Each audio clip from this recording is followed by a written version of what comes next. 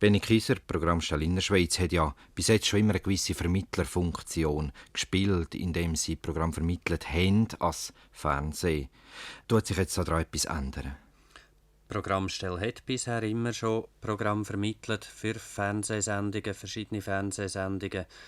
Jetzt, wenn das Fernsehen einen eigenen Mann da hat in der Innerschweiz, dann hat das den Vorteil, dass der gerade medienspezifisch denkt. Also der weiss gerade, wie man einen Beitrag allenfalls auch fürs Medium Fernsehen realisieren, weiss gerade, in welches Sendegefäss vom Fernsehen dass so ein Beitrag passen würde.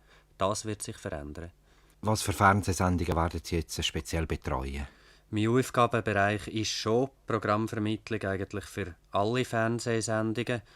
Der grösste Anteil wird sicher sein für Fernsehsendungen von der Abteilung Aktualität und Politik und innerhalb von dieser Abteilung nur einen Schwerpunkt auf Aktualität, weil das wird der grosse Vorteil sein von einem Regionalredakteur, dass er schneller an den Themen ist, schneller am Ball ist und entsprechend schneller reagieren kann. Sie haben aber hier auf der Programmstelle kein eigenes Kamerateam zur Verfügung. Kommt das nicht irgendwie die Schnelligkeit für die Aktualität? Denn es wird ja bei Ihnen ähnlich sein, dass Sie schier berichten, bevor die Aktualität passiert ist. Wenn man es vergleicht mit dem Radio, ist das Fernsehen natürlich immer ein schwerfälliges Medium. Heute sowieso, wo man praktisch alles noch mit Film macht, wenig Elektronik in der Aussenpeste. Wir werden immer langsamer sein. Weder Radio werden vielleicht gleich ziehen wie die Zeitungen.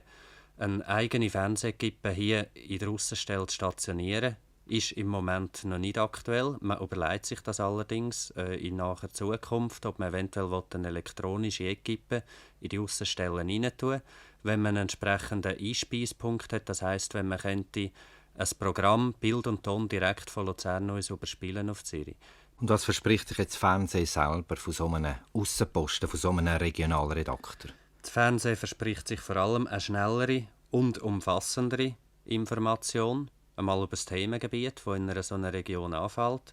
Dann auch durch die Vertrautheit, die der Mitarbeiter in der Region hat, sollte die Qualität der Berichterstattung verbessert werden. Das ist selbstverständlich, wenn man über etwas berichtet, wo man sich gut auskennt, und dann merkt man das qualitativ. Es sollte weniger oder keine Fehlleistungen geben, dass man etwas ganz entstellt wiedergibt, weil der Redakteur eben vertraut sein sollte auch Kontakt haben, einerseits mit den Informanten, die in der Region sind, und ganz wesentlich sind die Kontakte, die der Fernsehredakteur wird haben mit den Radioredaktoren, die auf der Programmstelle arbeiten. Kann man jetzt noch sagen, dass das Ganze ein erster Schritt wird sein zum regionalen Fernsehen, analog vom Regionaljournal beim Radio? Ich glaube nicht. Die Arbeitsgruppe, die das diskutiert, ist eigentlich nie von der Voraussetzung ausgegangen.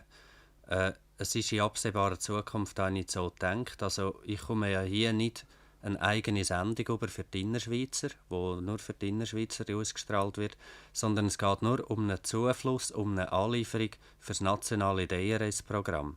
Man will die Region im nationalen Programm so repräsentieren, wie es die Region eigentlich verdient.